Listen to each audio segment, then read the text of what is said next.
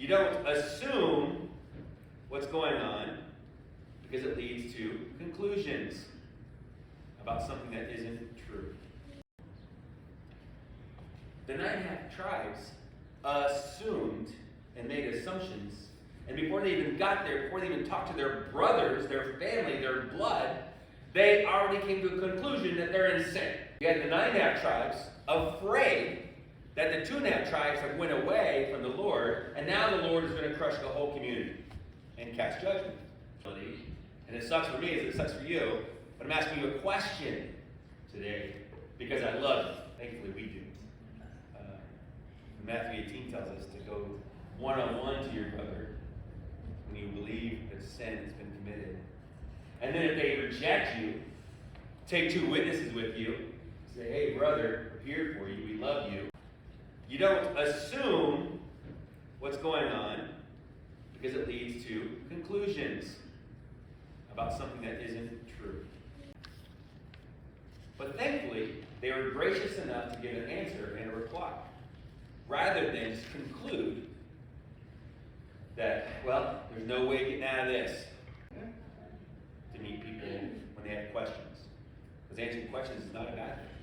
And thankfully, the 2.5 tribes were gracious enough and give an explanation. You know, I mean, seriously, like, it's that kind of attitude that hurts the church, hurts people, hurts the community of believers.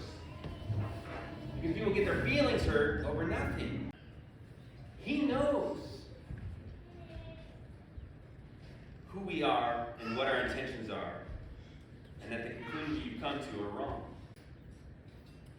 We actually did this from a specific concern that in the future, descendants might say to our descendants, what relationship do you have with the Lord, the God of Israel?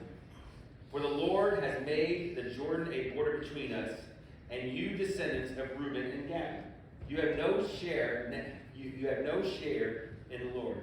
So your descendants may cause our descendants to stop fearing the Lord. Therefore, we said, let us take action and build an altar for ourselves, but not for burnt offering or sacrifice. Instead, it is to be a witness between us and you, between the generations after us, so that we may carry out the worship of the Lord in the presence with our burnt offerings and sacrifices and fellowship offerings. Then, in the future, your descendants will not be able to say to our descendants, you have no share in the